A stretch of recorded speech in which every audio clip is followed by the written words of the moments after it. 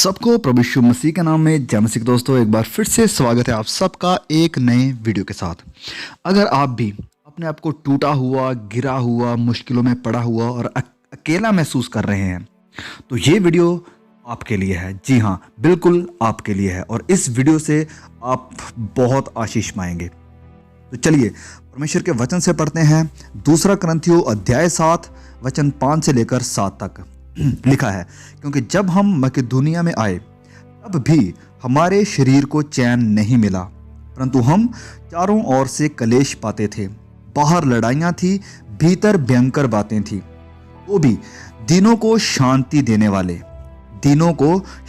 देने वाले परमेश्वर ने तीतुस के आने से हमको शांति दी, और ना केवल उसके आने से परंतु उसकी उस शांति से भी जो उसको तुम्हारी ओर से मिली थी। और उसने तुम्हारी लालसा और तुम्हारे दुख और मेरे लिए तुम्हारी धुन का समाचार हमें सुनाया, जिससे मुझे और भी आनंद हुआ।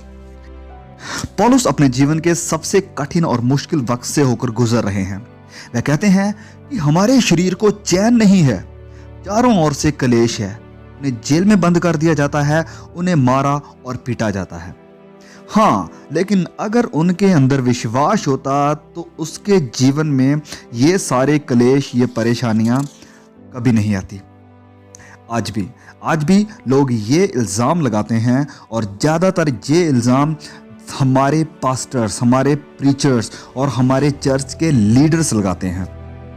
देखिए यहाँ पर इस वचन में जब तीतुस पौलुस को कुरिन्थियों की चर्च के दुख और परेशानियों के बारे में बताता है, तब पौलुस उनके ऊपर यह इल्जाम नहीं लगाता है कि आप लोग दुआ नहीं करते हो, आप लोग दान दशवांश नहीं देते हो, आप लोग आत्मिकता में कमजोर हो, आप लोग रोजा नहीं रख रहे हो, इसलिए तुम्हारे ऊपर यह सब हो रहा है, ये सब कष्ट आ रहे हैं। नहीं, वरन पौलुस ये खबर सुनते ही कहता है कि मैं और भी आनंदित हुआ, खुश हुआ। आज भी लोग, मसीही लोग, कुछ धर्मी लोगों की तरफ जो कि दुख और परेशानियों से होकर गुजर रहे हैं, उनकी तरफ देखते हैं और कहते हैं कि जरूर इनके जीवन में कुछ गलत होगा, इनके जीवन में जरूर गुनाह होगा, कोई तो कारण है कि इनके जीवन में इतने कष्ट हैं। अपने जीवन के बहुत ही मुश्किल हालात में वह मकिदुनिया को जाता है और लिखता है कि हमारे शरीर में चैन नहीं है, परंतु हम चारों ओर से कलेश पाते हैं। मेरे मसीह भाइयों और बहनों, जब हमारा विरोधी हमारे ऊपर हमला करता है तो सबसे पहले वह थकान को लेकर आता है, ताकि आपको लगे कि अब मैं यह लड़ाई में और आगे नहीं जा सकता हूं। और फिर वह झूठ बोलना शुरू कर देगा, आपको तो त्याग दिया गया है, आपको तो ठुकरा दिया गया है, आप अपने काम में, अपनी सेवकाई में प्रभावशाली, इफेक्टिव नहीं हैं। ये झूठ खुदा के बड़े दास संत पौलुस के ऊपर इस तरह आ रहा है जैसे प्रभु यीशु पर आया था। जो रिश्ता संत पौलुस का प्रभु यीशु के साथ था, हम उसके आसपास भी नहीं आते हैं।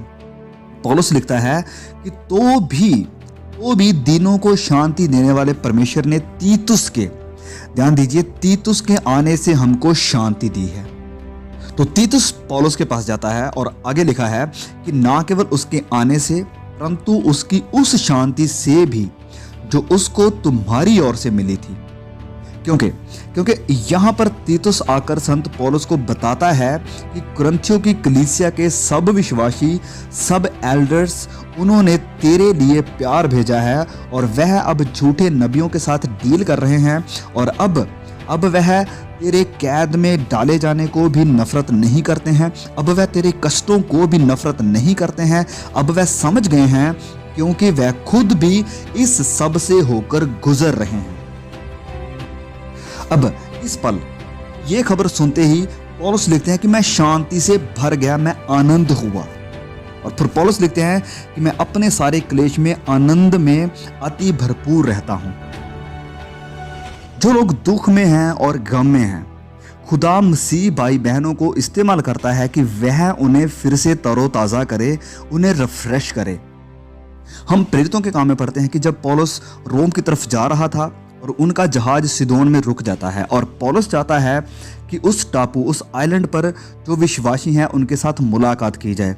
और वचन में ऐसा लिखा है, प्रेरितों के काम अध्याय 27 वचन 3 में, और यूलियस ने पौलुस पर कृपा करके उसे मित्रों के यहाँ जाने दिया कि उसका सत्कार किया जाए। इसको इंग्लिश में लिखा है रिफ्रेश हो सके, ताज़ा हो सके। एक और घटना हम देखते हैं पुराने नियम में। राजा दाऊद जाड़ में है और शाऊल दिन प्रतिदिन उसे मारने के लिए उसके पीछे लगा हुआ है। राजा दाऊद अपनी जिंदगी से थक चुका है और वह परेशान है, क्योंकि उसे कहा गया था, उसे मसा किया गया था कि वह इज़राइल का बादशाह बनेगा। और जो कुछ भी उसके जीवन में चल रहा है, कहीं भी नहीं लगता है कि एक बादशाह की ऐसी हालत होती है। वह गुफाओं में छिपा हुआ है, वह थका हुआ है और वह उस देश को छोड़कर जाने ही वाला था कि खुदा योनाथन दाऊद के एक पक्के दोस्त को प्रेरित करता है। जोनाथन राजा शाऊल का बेटा उठता है और उजाड़ में दाऊद के पास जाता है और वह दाऊद को मजबूत करता है कि मत डर, मेरा पिता तुझे कभी ढूंढ नहीं पाएगा, तुझे कुछ नहीं होगा, खुदा तेरे साथ है, भले ही तुझे ऐसा ना लगे, पर उसने तुझे नहीं छोड़ा है। उसने जो तेरे साथ वादा किया है वह जरूर पूरा होगा। और आज आप में से ऐसे कई भाई बहन हैं जिन्हें ये सुनने की ज़रूरत है कि खुदा आपके साथ है, उसने आपको नहीं छोड़ा है और जो उसका मकसद है आपके जीवन में वह उसे जरूर पूरा करेगा। भले ही आपको ये लगे या ना लगे, लेकिन वह तुम्हारे साथ है। और कई बार मेरे खुद के जीवन में भी ऐसा वक्त आता है जब मुझे भी ये सुनने की ज़रूरत होती है कि खुदा ने मुझे नहीं छोड़ा है, वह हमारे साथ है। संत पौलुस हमें सिखाते हैं कि हमारे हर कष्ट और दुखों में भी खुदा का कोई मकसद है। करंथियों की कलीसिया को संत पौलुस लिखते हैं 2 करंथियों अध्याय 1:6 में कि यदि हम क्लेश पाते हैं तो यह तुम्हारी शांति और तुम्हारे उद्धार के लिए है, और यदि शांति पाते हैं तो यह तुम्हारी शांति के लिए है, जिसके प्रभाव से तुम धीरज के साथ उन क्लेशों को सह लेते हो जिन्हें हम भी सहते हैं। हमारे प्रभु यीशु के परमेश्वर और पिता का धन्यवाद हो। ध्यान से सुनिए, हमारे प्रभु यीशु मसीह के परमेश्वर और पिता का धन्यवाद हो, जो दया का पिता और सब प्रकार की शांति का परमेश्वर है। वह हमारे सब क्लेशों में शांति देता है, ताकि हम उस शांति के कारण जो परमेश्वर हमें देता है उन्हें भी शांति दे सके जो किसी प्रकार के क्लेश में है। क्योंकि जैसे मसीह के दुख हमको अधिक होते हैं, वैसे ही हमारी शांति भी मसीह के द्वारा अधिक होती है। परमेश्वर इस छोटे से मैसेज के द्वारा आपको बहुत आशीष दे, ताकि आप अपने मसीही जीवन में मोटिवेट हो सके और खुदा के साथ चलने के लिए हमेशा तैयार रहें और मजबूत रहें।